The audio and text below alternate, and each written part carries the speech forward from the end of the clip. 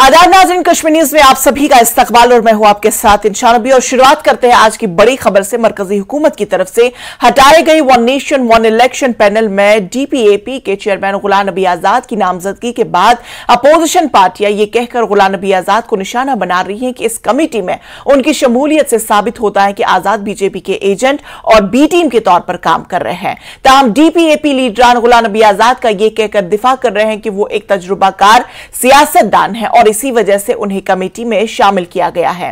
वाज़ेह है कि पैनल में दीगर मेंबरान के अलावा आजाद के साथ साथ सीनियर कांग्रेस लीडर अधीर रंजन चौधरी का भी नाम है, मगर उन्होंने पैनल का हिस्सा बनने से साफ इनकार किया।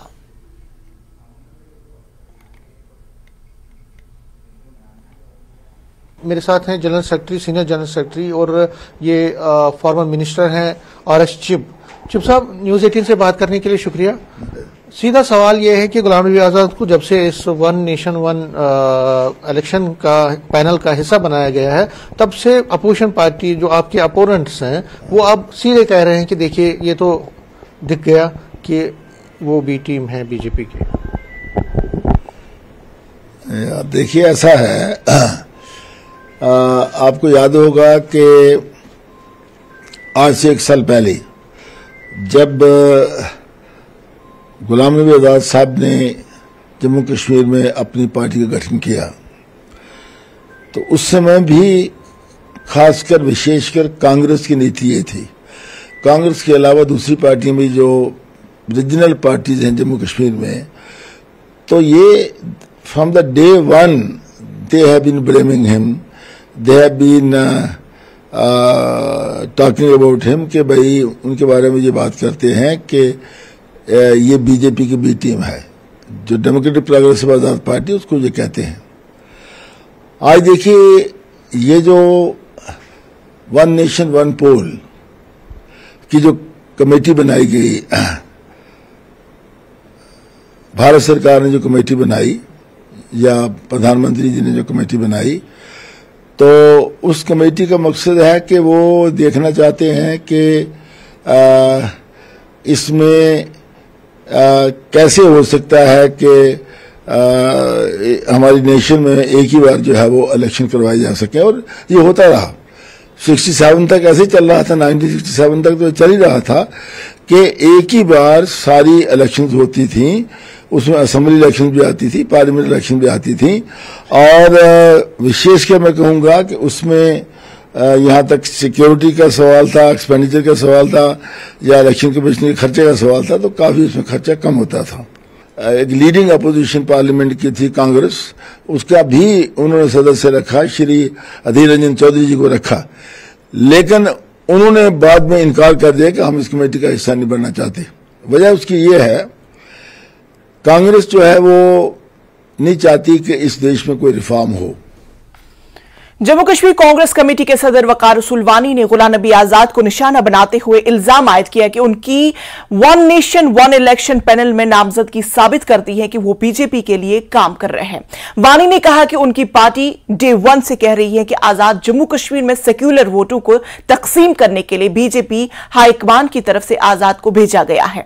वानी ने कहा कि वजीर आजम नरेंद्र मोदी गुलाम नबी आजाद के लिए नरम गोशा रखते हैं और इस तरह उन्होंने आजाद को इस अहम पैनल में शामिल करके यह साबित कर दिया। गुलाम नबी आजाद को one nation one election panel में रखने के बाद एक तनाजा खड़ा हुआ है। कांग्रेस पर्टिकुलरली जबरदस्त अग्रेसिव मूड में है, टारगेट कर रही है गुलाम नबी आजाद को और बीजेपी को। मेरे साथ इस पर बात करने के लिए वकार सुलवानी है, ये कांग्रेस के जम्मू कश्मीर प्रदेश कांग्रेस कमेटी के प्रेसिडेंट है। आपको इतना ताज्जुब क्यों हो रहा है, इतना गुस्सा क्यों आ रहा है, या आप इतना टारगेट क्यों कर रहे हैं? हमने नेशनल लेवल पर भी देखा टारगेट हो रहे हैं गुलाम नबी आजाद, और आप भी खुश नहीं हैं। मुझे गुस्सा नहीं आ रहा है, मुझे ये लग रहा है कि जिस गांधी नेहरू पार्टी ने उस आदमी को जीरो से हीरो बनाया, 40 साल उनको पार्लियामेंट मेंबर रखा, 24 साल उसको यूनियन मिनिस्टर रखा, 13 बार उसको जनरल सेक्रेटरी रखा, चीफ मिनिस्टर बनाया, वो आदमी आज मोदी जी के साथ मिलके जम्मू कश्मीर में सेकुलर वोट डिस्ट्रीब्यूट करना चाहता है। मैं 1 साल से बोल रहा हूं कि भैया ये आदमी आरएसएस ऑफिस से डिप्यूट किया गया है, बीजेपी ऑफिस से डिप्यूट किया गया है, ताकि यहां के वोटों को डिस्ट्रीब्यूट किया जाए। अब तो लगभग 70-80% उसकी पार्टी जो है कांग्रेस में वापस आ गई। लेकिन आज जब हाई पावर्ड कमेटी ने अपनी मनमर्जी से बीजेपी ने बनाई वन नेशन वन इलेक्शन के लिए, जब उनका नाम उसमें सरफरिस्त आ गया तो अब तो सबूत मिला लोगों को, क्योंकि हमारे जो राष्ट्रीय अध्यक्ष हैं, जो एलओपी हैं, प्रेजेंट एलओपी हैं, उसको लिस्ट में तो नहीं रखा गया। अधीर रंजन चौधरी को 10 में से एक बंदा रखा, उनने भी वहां पे छोड़ दिया क्योंकि वो बीजेपी की पार्टी है। तो गुलाम नबी आजाद साहब ने को बीजेपी ने इसलिए रखा क्योंकि वो उनका आदमी है, जो बीजेपी बोलेगी वो बराबर उस पर दस्तखत करेगा।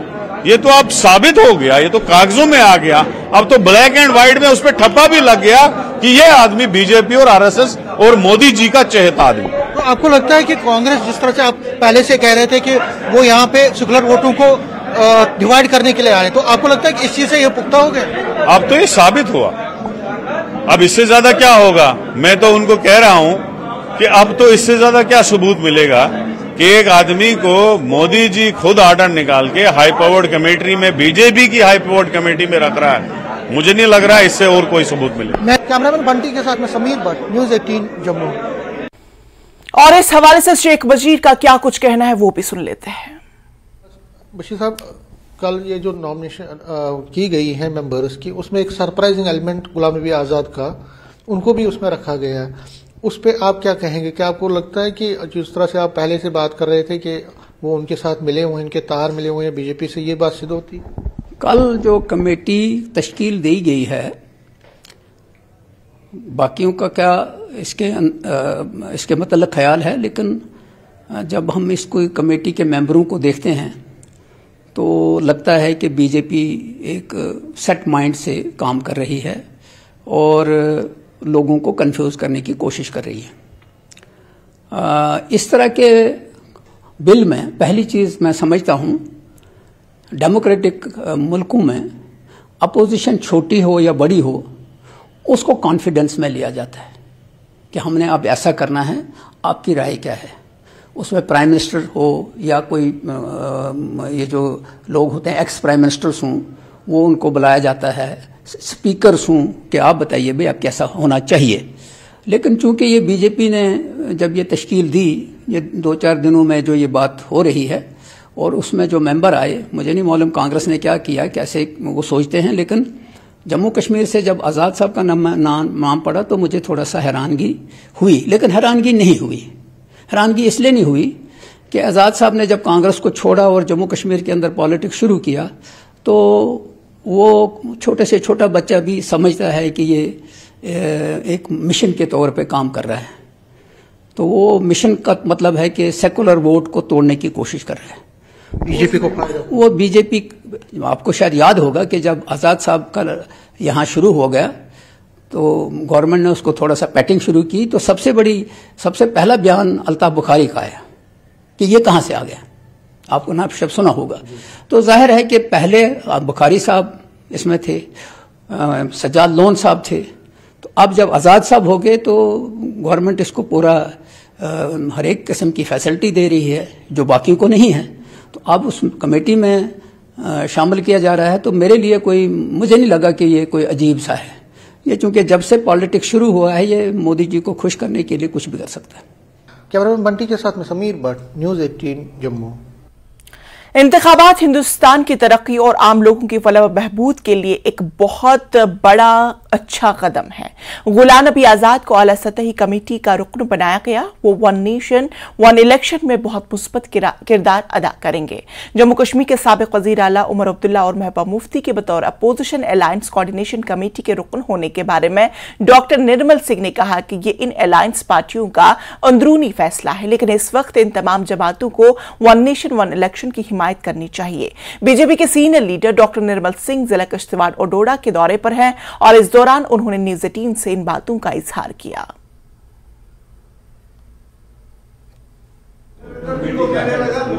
डॉक्टर साहब, अगर देखा जाए गुलाम नबी आज़ाद को हाई लेवल कमेटी का मेंबर बनाया गया है वन नेशन वन इलेक्शन का, तो आप इसे किस नज़र से देख रहे हैं? देखिए, हमारे देश का, हमारी सरकार का बहुत अच्छा निर्णय है। विशेष तौर पर मैं आभार प्रकट करना चाहूँगा प्रधानमंत्री नरेंद्र भाई मोदी जी का कि उन्होंने जो कॉन्सेप्ट दिया है वन नेशन वन इलेक्शन, ये भारत की तरक्की तामीर के लिए, आम लोगों की जो है भलाई के लिए बहुत ही अच्छा कदम है, क्योंकि हम देखते हैं कि पूरा साल इलेक्शंस होते रहते हैं। आज पार्लियामेंट का इलेक्शन है, कल को स्टेट का है, एक स्टेट का है, दूसरी स्टेट का है, डीडीसी है, बीडीसी है, कई प्रकार के इलेक्शंस हैं। ये ठीक है, लोकल बॉडीज के इलेक्शन तो अलग ही होंगे, लेकिन असेंबली और पार्लियामेंट के इलेक्शंस इकट्ठे हों, ये एक बहुत ही बड़ा अच्छा कदम है। और इसमें सभी वो लोग जो इस प्रकार के एक बड़े पॉजिटिव कंस्ट्रक्टिव मूव को जो है सपोर्ट करते हैं, उनको जो है उसमें गुलाम नबी आज़ाद साहब ने इसका जो उनका अध्यक्ष बनाया गया, क्योंकि पूर्व मुख्यमंत्री रहे हैं जम्मू कश्मीर के, और एक इसमें उस फैसले को लाने के लिए एक उनका काफ़ी अच्छा योगदान रहेगा। और मैं कहूँगा कि सभी लोग जो हैं उनको सहयोग करें, दूसरी पॉलिटिकल पार्टीज़ के भी लोग हैं, जिस प्रकार से उन्होंने एक रास्ता दिखाया है कि हम पॉलिटिकली हम कहीं भी होंगे, लेकिन जब देश की बात आती है हम हैं, एक हैं, और एक जो है जिसका कहते हैं कि वन नेशन वन फ्यूचर, उसके लिए वन नेशन वन इलेक्शन का बहुत ही बड़ा ज़रूरत है। उमर अब्दुल्ला और महबूबा मुफ्ती को अपोजिशन अलायंस कोऑर्डिनेशन कमेटी का भी मेंबर बनाया गया, तो इसे आप किस नज़र से देख रहे हैं? देखिए, ये उनका जो एक आपस में 25-30 लोगों का पार्टियों का ये जो बन रहा है उनका, ठीक है, जमहूरी तौर पर वो जो मर्जी करें, इलेक्शन जो है उनका कोऑर्डिनेशन कमेटी का जो भी है वो तो उनका अफेयर है, तो मैं इस पर ज़्यादा नहीं बोलूँगा। लेकिन ये जो वन नेशन वन इलेक्शन ये जो है, इसको उनको सपोर्ट करना चाहिए। 28 सियासी जमातों के इत्तेहाद इंडिया अलायंस में शिरकत के बाद पैंथर पार्टी के सदर डॉक्टर हर्षदेव सिंह ने कहा कि तमाम सियासी जमातों ने इस बात पर इत्तेफाक किया कि 2024 के इंतखाबात में बीजेपी को इख्तिदार से हटाने के लिए एक इत्तेहाद की जरूरत है। इत्तेहाद की तमाम जमातें बीजेपी के खिलाफ निशस्तों के हुसूल की बुनियाद पर एक हिकमत अमली वज़ह करेगी। उन्होंने कहा कि उनकी जमात ने जम्मू कश्मीर के अवाम के सामने आने वाली तमाम मुश्किलात और मसाइल को पेश किया। हर्षदेव सिंह ने कहा कि टोल प्लाजा, स्मार्ट मीटर और प्रॉपर्टी टैक्स जैसे मसाइल भी उठाए गए हैं। उन्होंने कहा कि जम्मू कश्मीर को यूटी बनाना एक अफसोसनाक मामला है और इत्तेहाद ने इस बात का यकीन दिलाया कि जम्मू कश्मीर के अवाम को इंसाफ पहुंचाने के लिए हर मुमकिन कोशिश की जाएगी। पार्टी से हमने ये गुजारिश की है कि जम्मू कश्मीर को बचाने के लिए योगदान दीजिए। जम्मू कश्मीर को भारतीय जनता पार्टी की सरकार द्वारा अपने पांव तले रौंदा जा रहा है, लोगों की कोई सुनवाई उसमें नहीं हो रही है, और हिंदुस्तान के हर एक नागरिक का एक कर्तव्य बनता है कि लोगों की मदद के लिए आगे आए, जमहूरियत को बहाल करने के लिए आगे आए, स्टेटहुड का दर्जा बहाल करने के लिए आगे आए। और इस सब में तमाम पॉलिटिकल पार्टीज ने ये यकीन दहानी दिलाई है कि वो उसमें पूरे तरीके से समर्थन करेंगे ताकि जम्मू कश्मीर का रियासत का दर्जा मिल सके और जम्मू कश्मीर में भी जमहूरियत बहाल हो सके। और इसी बीच आपको बड़ी खबर बता दें, यह खबर सीनियर लेक्चरर ज़हूर अहमद बट की मुअत्तली मनसूख कर दी गई है। जम्मू कश्मीर हुकूमत ने किया है मुअत्तली की मनसूखी। आपको यह बड़ी खबर बता दें, इस वक्त दफा 370 की मनसूखी पर सुप्रीम कोर्ट में पेशी के बाद किया गया था। सीनियर लेक्चरर ज़हूर अहमद बट को मुअत्तल, सीनियर वकील कपिल सिब्बल ने सुप्रीम कोर्ट में उठाया था मामला। सुप्रीम कोर्ट ने अटॉर्नी जनरल और सॉलिसिटर जनरल को मुअत्तली का जायजा लेने को कहा था। तो बड़ी खबर आपको इस वक्त की बता दें कि सीनियर लेक्चरर ज़हूर अहमद बट की मुअत्तली अब मनसूख कर दी गई है। जम्मू कश्मीर हुकूमत ने मुअत्तली को मनसूख कर दिया। दरअसल दफा 370 की मनसूखी पर सुप्रीम कोर्ट में पेशी के बाद इसे मुअत्तल कर दिया गया था। सीनियर वकील कपिल सिब्बल ने सुप्रीम कोर्ट में इस मामले को उठाया था, जिसके बाद सुप्रीम कोर्ट ने अटॉर्नी जनरल और सॉलिसिटर जनरल को मुअत्तली का जायजा लेने के लिए कहा था। तो अब इसी बीच बड़ी खबर यह है कि सीनियर लेक्चरर ज़हूर अहमद बट की मुअत्तली यानी सस्पेंशन जो उनका वो मनसूख कर दिया गया है, रद्द कर दिया गया है, जो कि दफा 370 की मनसूखी पर सुप्रीम कोर्ट में पेशी के बाद इन्हें मुअत्तल किया गया था।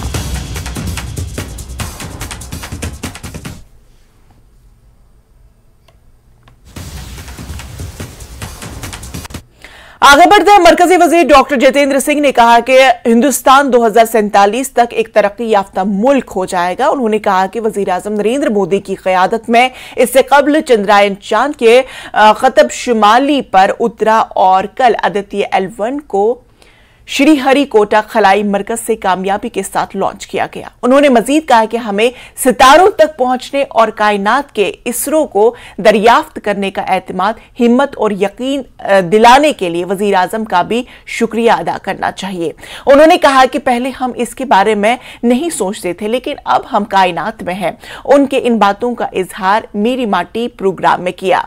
उन्होंने कहा कि यह प्रोग्राम वजीर आजम ने हिंदुस्तान की मट्टी और बहादुरी के जश्न को यकजा करने के लिए शुरू किया है, ताकि मुल्क की आजादी और तरक्की के सफर को याद किया जा सके। डॉक्टर जितेंद्र सिंह ने कहा कि फ्रीडम फाइटर्स और शहदा की अजीम कुर्बानियों को याद रखना चाहिए, जिन्होंने हमारी कौम की हिफाजत के लिए अपनी जानें निछावर किए। डॉक्टर सिंह ने सनातन धर्म पर अधियानंदन के स्टालिन वाले तबसरे पर भी तनकीद की और कहा कि कभी भी ऐसा कुछ न कहो जिससे किसी के ईमान को ठेस पहुंचे। मेरी माटी मेरा देश प्रोग्राम जिला उधमपुर की टगरी में पंचायत में जिला इंतजामिया उधमपुर की तरफ से मुनक्किद किया गया था।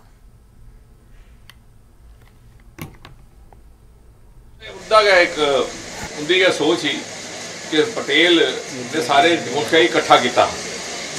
जे अज ये मुल्क गणराज्य बढ़िया तो सरदार पटेल होरे बदौलत बढ़िया। इस वास्ते उनकी मूर्ति च सारे दे हथ लगने चाहिए। तो उस वेले भी असें ग्रां ग्रां जाइए, पंचायतें जाइए, इस चाली का थोड़ा लोहा इकट्ठा करिए गुजरात पहुँचाया। तो मिगी चेता आता उस कार्यक्रम की मोदी जी ने अज प्रधानमंत्री के रूप में अस आपूं च भी इकट्ठे होचे तो धरती मां का अस एक बार पुनः धन्यवाद भी करचे। जियां हुण अपने मिस्त्री और सुनार दे कि है सब पे माँ उपकार तेरा, तो उपकार चुका ही तो सकते नहीं, लेकिन चेता तो करी सकने ना। माँ का उपकार तो चुका ही नहीं सकते। जे माँ ने जन्म दिता वह बड़ी गल है, उड़ के चुकाना। वो आता मेरी माँ ने यह किया मैं वह चुकाया, भी के चुकाया, चुका ही नहीं सकते। उन्हें जमना जरा करी उड़िया तो तुम जमी जन्म दिता वह एक बड़ी गल करी उड़ी, कोई उपकार नहीं। भारतीय जनता पार्टी के नेशनल सेक्रेटरी तरुण चुग करगिल पहुंचे हैं। पार्टी वर्करों ने जानिब से तरुण चुग का जबरदस्त इस्तकबाल किया गया। लद्दाख खुद मुख्तार पहाड़ी तरक्याती काउंसिल के 5वें इलेक्शन के मिशन को लेकर सियासी जमातें काफी जोर आजमा रही हैं। बीजेपी के कुछ आला ओहदेदार करगिल द्रास और जंस्कार में अपने उम्मीदवारों को जगाने के लिए लगातार डेरा डाले हुए हैं। तरुण चुग ने मीडिया से बात करते हुए कहा कि एनसी और कांग्रेस का नाम लिए बगैर कि करगिल को पुरानी सियासी जमातों और लीडरों ने लूटा और बर्बाद किया। उन्होंने कहा कि करगिल की तरक्की सिर्फ बीजेपी कर सकती है। करगिल के अंदर करगिल का आवाम भारतीय जनता पार्टी के साथ है और भारतीय जनता पार्टी करगिल के अंदर पूरी ताकत से लगी है और करगिल में लगातार विकास हमारे एमपी जामवाल जी के लीडरशिप में, हॉस्पिटल्स हो, रोड इंफ्रास्ट्रक्चर हो, वो प्रधानमंत्री मोदी जी से पूरे लद्दाख के लिए बहुत बड़े बड़े पैकेज लेके आए हैं। आज टनल बन रही है। एक जमाना था 6 महीने करगिल देश से कटा रहता था, आज ऐसा वहां पर विकास हो रहा है, सड़कें बन रही हैं, रोड्स, इंफ्रास्ट्रक्चर, और लोगों का मन बना है कि भारतीय जनता पार्टी के कैंडिडेट्स को वोट देना है ताकि ये विकास रुके नहीं, स्टेडियम बनने रुके नहीं, लोगों को जो रोजगार मिल रहा है वो रुके नहीं, करप्शन करते रहे, लूटते रहे। आज वो चिंतित हैं। भारतीय जनता पार्टी आएगी, स्वच्छ प्रशासन लाएगी, भारतीय जनता पार्टी आएगी, यहां पर विकास, यहां पर विश्वास, यहां पर लोगों के हाथ में काम, ये सब चीजें हम करेंगे। अभी कैंडिडेट्स की मीटिंग ली है, सभी कैंडिडेट्स पूरे उत्साह के साथ हैं। सबको लगता है कि नरेंद्र मोदी जी ने जो यहाँ के विकास की नई गाथा लिखी है, जनता उनको आशीर्वाद देगी। जम्मू कश्मीर कांग्रेस को आज उस वक्त तकवीयत मिली जब जम्मू कश्मीर में पार्टी हेडक्वार्टर में मुनक्किद एक तकरीब में दीगर पार्टियों के पंचों और सरपंचों समेत कई कारकुन पार्टी में शामिल हुए। पार्टी के जम्मू कश्मीर यूनिट के सदर वकार रसूल वानी ने पार्टी के कई दूसरे सीनियर लीडरों के साथ पार्टी में नए कारकुनान का खैरमकदम किया। पार्टी के वो रहनुमा जो हाल ही में डीपीएपी, आप वगैरह पार्टियों से इस्तीफा देकर पार्टी में शामिल हुए। न्यूज़ 18 से बात करते हुए कांग्रेस लीडर यशपाल कुंडल ने कहा कि आने वाले दिनों में कांग्रेस मजबूती के साथ उभरेगी।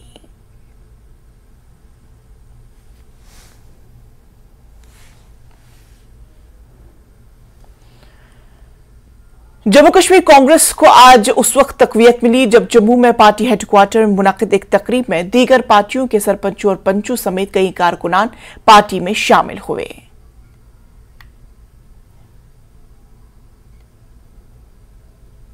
की बात है कि जो लोग इस किस्म की बात करते हैं, मुझे समझ में आता है कि ये लोगों को अटेंशन डाइवर्ट करने की बात है और इनको जमहूरियत पर एतकाद ही नहीं है, तो वन इलेक्शन की बात कर रहे हैं। ये सरासर गलत है और झूठ है। मैं इसमें क्या कहूँ, पार्टी से वापस आया, 2 महीने लीव पर गया था, वापस आया और वजूहात भी मैंने बयान की है और ये उसकी अक्कासी है। उनकी अपनी राय है और उनकी जहाँ से उनको तार हिलती है उसके हिसाब से बयान देते हैं। मुझे उस पर टिप्पणी नहीं करनी है। मैं सिर्फ एक बात कहूँगा कि ये अच्छा इक़दाम है पूरे मुल्क में बीजेपी की साम्राज्य साजिशों के ख़िलाफ़, अनडेमोक्रेसी के ख़िलाफ़, प्रेस राज के ख़िलाफ़ जो भी इन्होंने किया है काम करप्शन के ख़िलाफ़, उसके ख़िलाफ़ जो लोग मुख्तलिफ पार्टियाँ इकट्ठे हुए हैं, ये इसको मैं खैर मकदम। रियासती कांग्रेस पार्टी के सीनियर लीडर पीरजादा मोहम्मद सईद ने कहा कि वन नेशन वन इलेक्शन महज एक धोखा है, बीजेपी की तरफ से और लोगों का ध्यान भटकाने की कोशिश की जा रही है। उन्होंने कहा कि कांग्रेस समेत दीगर सियासी पार्टियों का इत्तेहाद मुल्क को तरक्की और अमन की राह पर गामजन करेगा।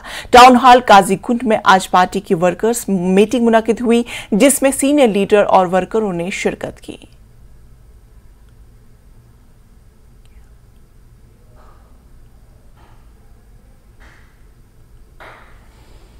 तो नाज़रीन, खबरों का सिलसिला जारी रहेगा, लेकिन फिलहाल रुकेंगे यहां पर एक छोटे से वक्फे के लिए।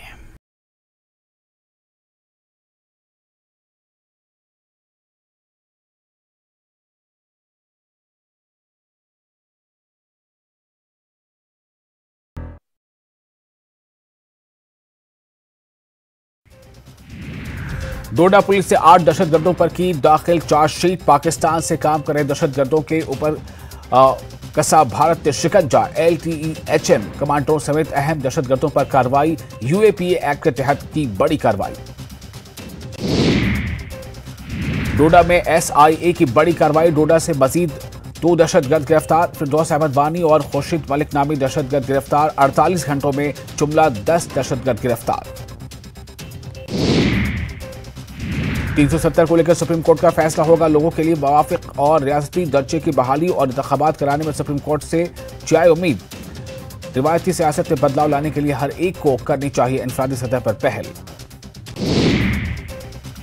मरकजी हुकूमत का बड़ा कदम, one nation one election committee दी गई है तश्कील। अपनी रिपोर्ट में इस अहम मामले पर गौर करेगी कमेटी।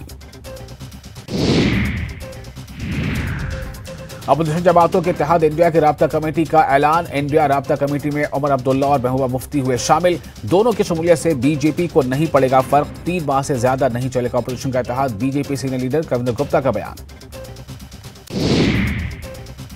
नेशनल कॉन्फ्रेंस तर्जुमान की ट्वीट पर अपनी पार्टी का रद्द-ए-अमल। अल्ताफ बुखारी 1999 में आए सियासी मैदान में 1980 में MLA खरीदने में कैसा होगा रोल। ऐसे लीडर को दिया मुंतजर महिउद्दीन ने तारीख पढ़कर खुद को दुरुस्त करने का मशवरा।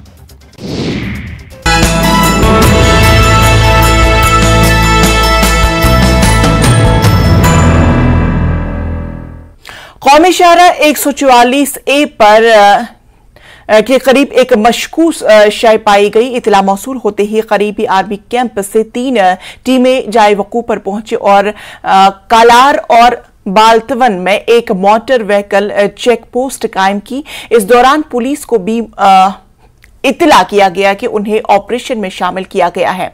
आर्मी की बम डिस्पोजल स्क्वाड ने जाए वकूफ पर जाकर कामयाबी के साथ आईईडी की शिनाख्त करके इसे गैर फाल करा और इसी ऑपरेशन को तेज रफ्तारी और इंतहाई पेशावाराना अंदाज में किया गया। हुकाम ने अवाम से अपील की है कि वो किसी भी मशकूक शय को देखे तो फौरी तौर पर पुलिस को इत्तला दे।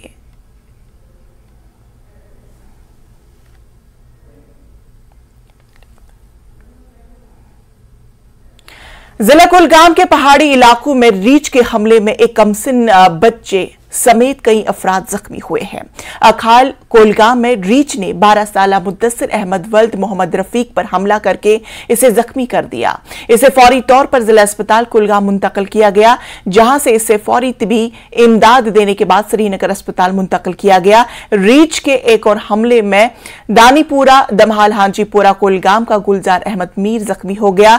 जख्मी शख्स को जिला अस्पताल कुलगाम में दाखिल किया गया। लोगों का कहना है कि पहाड़ी इलाकों की रिहायशी बस्तियों में जंगली जानवरों की मौजूदगी काफी हद तक बढ़ गई है। लोगों ने वाइल्ड लाइफ महकमे से इस मामले में कार्रवाई करने की मांग की।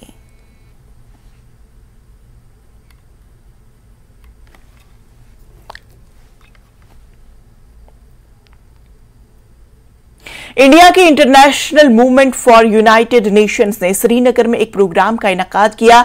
3 रोजा प्रोग्राम का इनकाद ग्रीन वैली एजुकेशनल इंस्टीट्यूट इलाही बाग में किया गया, जिसमें जम्मू और कश्मीर के तलबा ने हिस्सा लिया। यह प्रोग्राम 1 सितंबर से शुरू हुआ। यह इकदाम तलबा के लिए अपनी सलाहियतों को निखारने का एक प्लेटफॉर्म है। इस प्रोग्राम में तलबा ने मुख्तलिफ रोल प्ले फराहम किए, जिससे इंतहाई बहुत सी चीजें सीखने को मिली।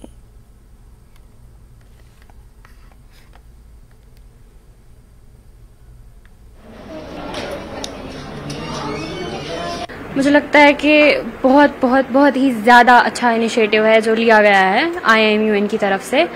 इसमें बहुत ज़्यादा अपॉर्चुनिटीज़ है एक स्टूडेंट के लिए। पहली चीज़, आप बहुत ज़्यादा नए लोगों से मिलते हो। अभी मेरे साथ जो भी बैठे हैं मैं उनको पहली बार देख रही हूँ 3 दिनों से, और इसमें आप नए लोगों के साथ मिल सकते हो, आपके सोशल स्किल्स बढ़ सकते हैं, और सबसे बड़ी बात आपके लीडरशिप स्किल्स बढ़ सकते हैं। आपको इन्फॉर्मेशन मिल सकती है कि ग्लोबली क्या हो रहा है। तो उस हिसाब से आई थिंक ये स्टूडेंट्स के लिए बहुत अच्छी अपॉर्चुनिटी है। सबसे पहले ही तो इससे आपकी जो स्पीकिंग स्किल्स होती है, आप कैसे बोलते हो, आपको उसमें एक तो बहुत कॉन्फिडेंस मिलता है और वो बहुत ही ज़्यादा इम्प्रूव हो जाती है। आप अच्छे से बोल पाते हो। अगर किसी को स्टेज से डर लगता है, वो बोल पाता है, वो जाता है लोगों के सामने और यहाँ पे उसको बोलना पड़ता है, वो उसकी ज़रूरत होती है यहाँ पे बोलना। और इसकी वजह से मैं कुछ बोलती नहीं हूँ ज़्यादा, लेकिन इसकी वजह से मैं भी अपने शेल से बाहर आ रही हूँ और मैं भी बोलना स्टार्ट कर रही हूँ। एंड मुझे लगता है कि ये बहुत हेल्पफुल है। एक्चुअली मेरा पोर्टफोलियो स्विट्जरलैंड था और मुझे स्विट्जरलैंड के बारे में बात करनी थी, वहाँ पे पोल्यूशन के बारे में बात करनी थी। इससे पहली बात मैंने सोशल नेटवर्किंग सीखी। जैसे मैं बहुत लोगों को यहाँ पे जानती नहीं थी, बातें की, एक रेजोल्यूशन बनाया, एक साथ एक चीज़ पे डिस्कस किया जहाँ पे हमने अपने आइडियाज़ एक साथ बात की। वो बहुत ज़्यादा important stepping stone of life है। आगे जाके ज़िंदगी में बहुत ज़रूरत है। लोगों को हमें बात करना, सोशलाइजिंग, लीडरशिप स्किल्स बहुत ज़्यादा इंपॉर्टेंट है। आजकल ज़माने में बहुत इंपॉर्टेंट है यही चीज़ें, सॉफ्ट स्किल्स, कन्वर्सेशन स्किल्स, जो यहाँ हम इस प्लेटफॉर्म पे ग्रीन वैली की वजह से IIMUN ऑर्गेनाइजेशन से सीख रहे हैं। मेरा रोल पे था चेयरपर्सन। मैं चेयरपर्सन बनी UNODC की, United Nations for drugs and crime. हमारा एजेंडा था फॉर टीनेज ड्रग अब्यूज।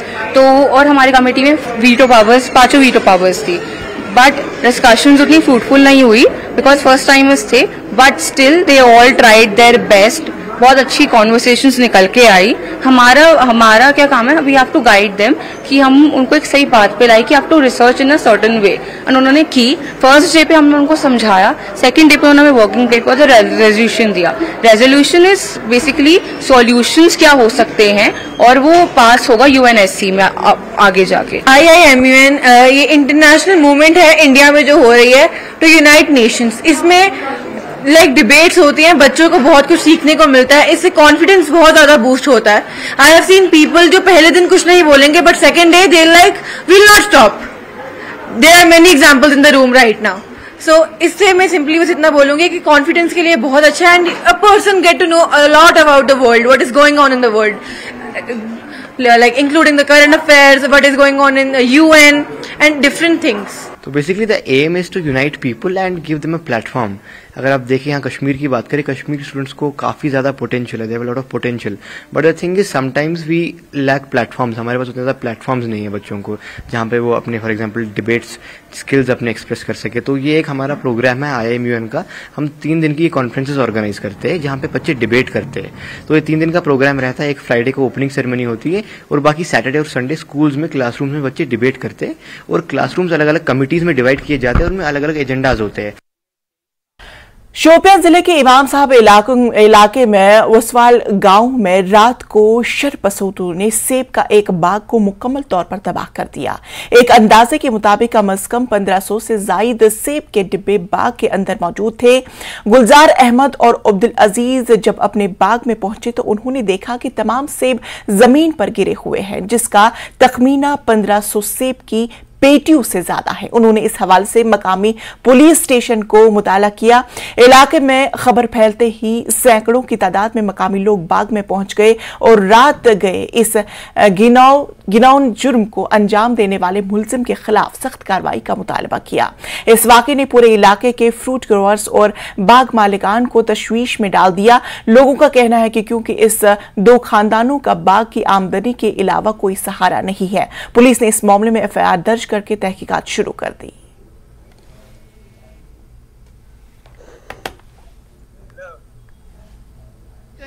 चोर दावा करने कहर कोर्मुत तूफान मैं क्या करो ये रिजिक रिजिक बीस ना कोड़े योत मे मोहन अल्युक बह क्या कर वन क्या मो तावन बनित कोरुक नबन मैं क्या करो मे मोहन अल्युक पान माज कोर कर बाग कमावन पान पारुस तक गई करेज क्या मालस आव बिल्कुल कहें, इसलिए वन सोरे यह दारमदार यमो 4 लाख 8 लाख कर्जस पे अनमित बागस पे शुपियन कन लगभग अक्सर हाल बस यह कर रिक्वेस्ट पुलिस DSP इमाम सोमस SHO इमाम सोमस या SSP शोपियन अत पे तुलो जबरदस्त कार्रवाई करो, अत पे सो गई तुहज मेहरबानी।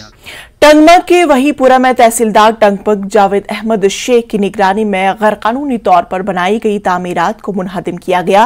तहसीलदार टंगमग का कहना है कि ऐसे लोगों को पहले ही इतला किया गया है कि वो सरकारी अराजी पर गैरकानूनी तामीरात न बनाए, ताहम कुछ लोगों ने सरकारी जमीन पर नाजायज तजावुजात की है जिन्हें मुनहदिम किया गया। तहसीलदार टंगमग में लोगों को खबरदार किया गया कि अगर किसी भी जगह सरकारी अराजी पर नाजायज कब्जा जमाया गया तो इसे बख्शा नहीं जाएगा, इसके खिलाफ सख्त कानूनी कार्रवाई की जाएगी।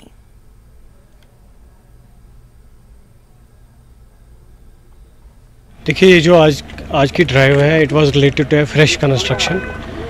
इन्होंने फ्रेश कंस्ट्रक्शन की थी काचराई लैंड पे। कुछ दिनों पहले हमें पता चला तो हमने इनको एक नोटिस दिया, इनको बाज़ाब्ता ऑफिस में बुलाया कि आप ऐसा ना करें। बट उसके बीच में रात के दौरान कुछ कंस्ट्रक्शन हुई थी और इनने 2 मंजिला यहाँ पे इमारत खड़ा की थी। हमें स्टार्ट में ही पता चला था ये ज़्यादातर रात को काम करते थे।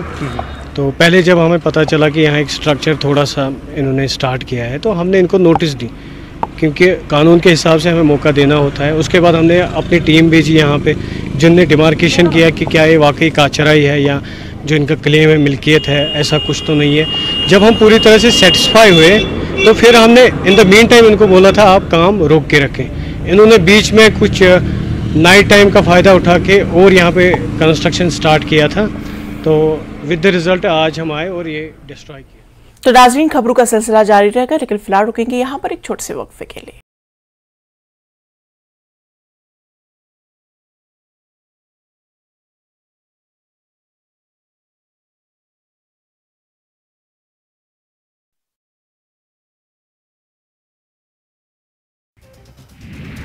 डोडा पुलिस से 8 दहशतगर्दों पर की दाखिल चार्जशीट। पाकिस्तान से काम कर रहे दहशतगर्दों के ऊपर कसा भारत शिकंजा। LTE-HM कमांडरों समेत अहम दहशतगर्दों पर कार्रवाई। UAPA एक्ट के तहत की बड़ी कार्रवाई। डोडा में SIA की बड़ी कार्रवाई। डोडा से मजीद 2 दहशतगर्द गिरफ्तार। फिरदौस अहमद वानी और खुर्शीद मलिक नामी दहशतगर्द गिरफ्तार। 48 घंटों में जुमला 10 दहशतगर्द गिरफ्तार। 370 को लेकर सुप्रीम कोर्ट का फैसला होगा। लोगों के लिए मुवाफिक और रियासती दर्जे की बहाली और इंतखाबात कराने में सुप्रीम कोर्ट से जाए उम्मीद। रिवायती सियासत में बदलाव लाने के लिए हर एक को करनी चाहिए इंफरादी सतह पर पहल। मरकजी हुकूमत का बड़ा कदम, one nation one election committee दी गई है तश्कील। अपनी रिपोर्ट में इस अहम मामले पर गौर करेगी कमेटी। अपोजिशन जमातों के इत्तेहाद इंडिया की राब्ता कमेटी का ऐलान। इंडिया राब्ता कमेटी में उमर अब्दुल्ला और महबूबा मुफ्ती हुए शामिल। दोनों की शमूलियत से बीजेपी को नहीं पड़ेगा फर्क, 3 माह से ज्यादा नहीं चलेगा अपोजिशन का इत्तेहाद। BJP senior leader Kavinder Gupta का बयान। नेशनल कॉन्फ्रेंस तर्जुमान की ट्वीट पर अपनी पार्टी का रद्द-ए-अमल। अल्ताफ बुखारी 1999 में आए सियासी मैदान में 1980 में एमएलए खरीदने में कैसा होगा रोल। एलसी लीडर को दिया मुंतजर महमूद्दीन ने तारीख पढ़कर खुद को दुरुस्त करने का मशवरा। पेट सफा आयुर्वेदिक चूर्ण, पेट सफा तो हर रोग दफा।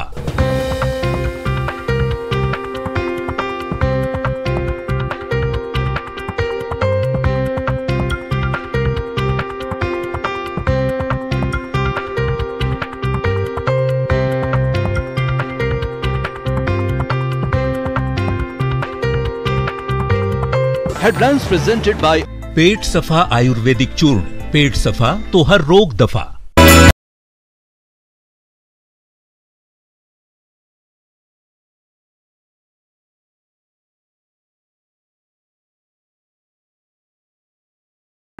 ब्रेक के बाद फिर से आप सभी का इस्तकबाल। त्राल के नौदल में आज सालाना नौदल चरम यात्रा का एहतमाम किया गया। बड़ी तादाद में कश्मीरी पंडितों ने यहां खुसूसी पूजा पाठ में शमूलियत की। मकामी मुसलमानों ने पंडित भाइयों का इस्तकबाल किया।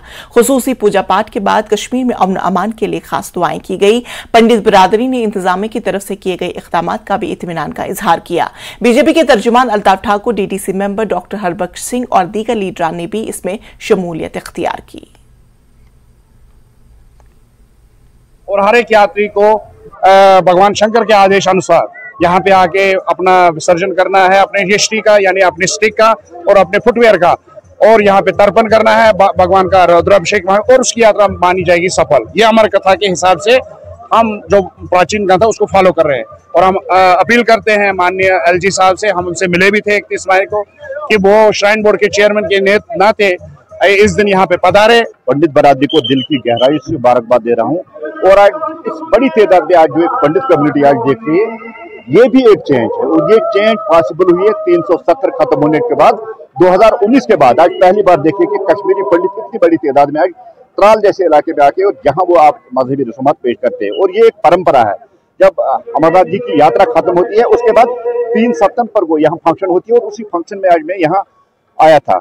और जहां तक त्राल का ताल्लुक है, त्राल के सिख हो, हिंदू हो या मुसलमान हो, ये हमेशा अमन और भाईचारे का गहवारा रहा। और यहाँ जो नौदल के मुकामी बाशिंदे हैं, यहाँ की विलेज कमेटी है, उन्होंने इन पंडित भाइयों बहनों के लिए मशरूबात और पानी का इंतजाम यहाँ बैन रखा है।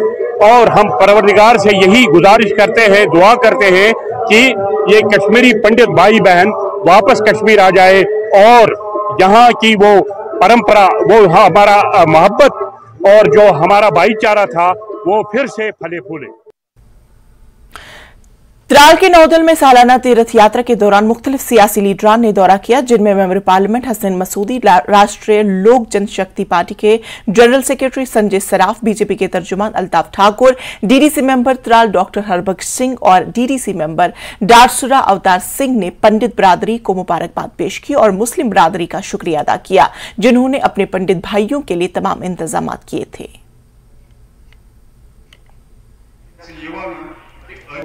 30 साल के बाद नौडल में फिर से एक बार जब हम लोग अमरनाथ जी की यात्रा करके आते हैं, यात्रा करने के बाद हम सब कश्मीरी पंडित भाई जो भी यहाँ रहते थे, हम लोग फिर यहाँ से यात्रा के बाद में जो भी लगड़ी होती थी हमारे साथ, शूज होते थे, जूते होते थे, या वो जैकेट ऊपर से पहनते थे प्लास्टिक वाला, वो फिर हम लोग यहाँ पर आके दान करते थे, उसको विसर्जन करते थे उसका।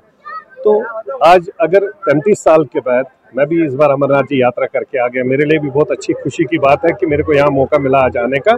मैं मुबारकबाद देता हूँ यहाँ के कमेटी को, कश्मीरी पंडित बरादरी कम्युनिटी को, और साथ में हमारी मेजॉरिटी कम्युनिटी को, जिनके साथ में इतना खूबसूरत प्रोग्राम।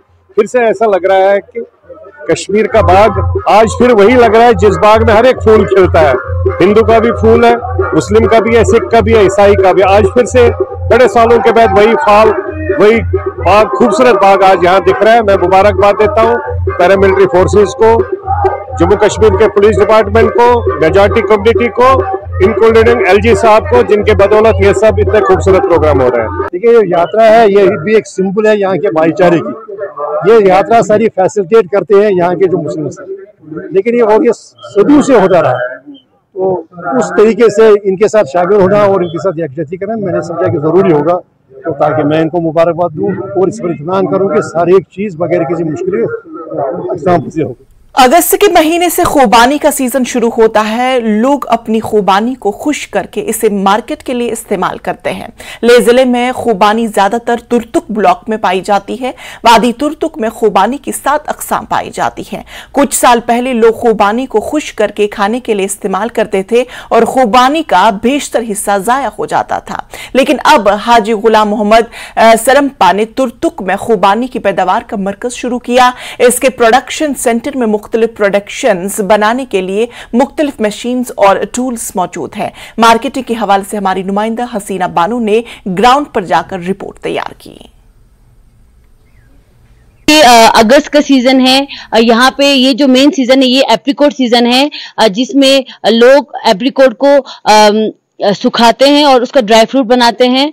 और अगर हम आज से 10 साल पहले की बात करें तो यहाँ पे एप्रिकॉट का छोटा मोटा मार्केटिंग होते थे, जहाँ पे लोग एप्रिकॉट को सुखा के ड्राई फ्रूट बना के बस ले तक बेचने का जो मार्केटिंग होता था, या तो लोग यहाँ पे एप्रिकॉट को सुखा के ड्राई फ्रूट बना के खुद खा जाते थे और आधे से ज्यादा जो स्टॉक होता था वो पूरा वेस्ट हो जाता था। आपका बहुत बहुत स्वागत है न्यूज़18 लद्दाख में। तो जैसे कि यहाँ पे आपने 10 साल पहले और अगर अभी के बारे में हम कंपेयर करें एप्रिकॉट मार्केटिंग में, तो बहुत ही ज़्यादा चेंजेस आए हैं जो कि आप लाए हैं तुर्तुक ब्लॉग में। तो आपका कैसे आपके दिमाग में आइडिया आया कि आपको खासकर एप्रिकॉट का मार्केटिंग करना चाहिए, इसको बढ़ावा देना चाहिए? जी हाँ, शुक्रिया मैडम जी, आपने यहाँ हमारे यहाँ इस न्यूज़ को उजागर करने का आपको बहुत बहुत शुक्रिया। जो हमारे यहाँ 7 किस्म का खुबानी होता है, एक तो कड़वा होता है, एक तो मिठास होता है, एक दरमियान मीठा होता है, गिरी तो मीठा होता है, एक कड़वा मीठा होता है, उसका तेल बनता है। जो ज्यादातर कड़वा इस्तेमाल करता था वो तेल होता था, वो तेल को हमने निकाल कर लोगों को बेचते थे, तो कम दाम में हमने बेचते थे उन दिनों में। आजकल हमारे ये शुक्र है जो टूरिज्म का बढ़ावा आया, यहाँ पर टूरिज्म आया, उससे थोड़ा मार्केटिंग मिला हमें, नहीं तो पहले हमको मार्केट ही नहीं था। यहाँ लद्दाख से लोगों ने अपने पेट पे उठाकर लद्दाख में जाते थे। एक खलमन नामी है, वो खुबानी सिर्फ खलमन को ले जाता था वहां पर लद्दाख में, तो किसी ने 10 क्विंटल, किसी ने 5 क्विंटल, किसी ने 1 क्विंटल अपना अपना हिसाब से ले जाता था। तो मेरे को सोच में आया ये कैसा हो रहा है, हमने मार्केटिंग तो नहीं मिल रहा है, ये कब तक हो रहा है। तो मैंने यहाँ पर थोड़ा सा अपना एक मशीन लाया और मशीन को हमने जो जिसका हम बोलते वो कड़वा वाले को हमने जूस और जाम बनाने में लग गया। तो वो जूस जाम मैंने मशीन भी लाया और यहाँ पर सुखाने का मुझे गवर्नमेंट ने एक ये कम्युनिटी बेस पे जो है ये दे दिया था, ये मकान बनाया मैंने।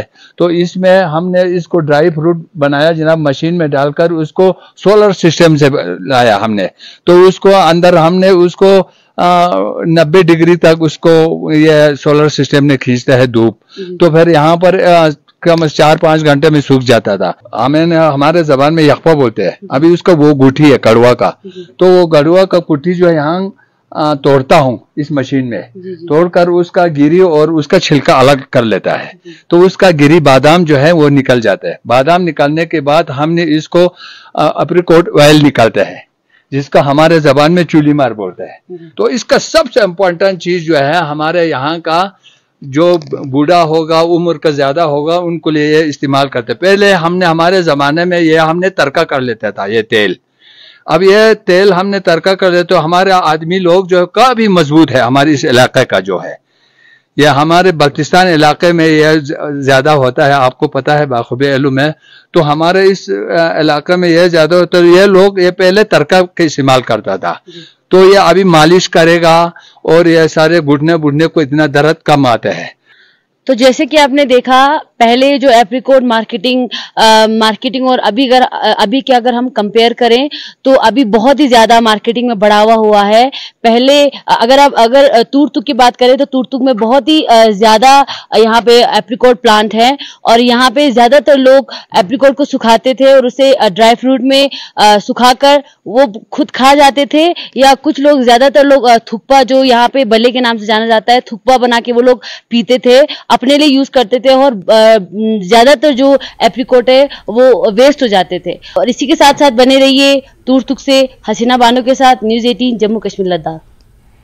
मस्जिद अबू बकर कॉलोनी जैनकोट HMT श्रीनगर के मकीनों को गुज़श्ता चंद महीनों से पीने के पानी की शदीद किल्लत का सामना है। कॉलोनी की पानी फराहम करने वाली पाइपलाइन सिर्फ 2 इंच की है, जो कि तलब करने को पूरा करने से कासिर है। मकीनों का कहना है कि उन्होंने मुतादिद बार मुतल्लिका हुक्काम का दरवाजा खटखटाया, लेकिन वो टस से मस न हुए।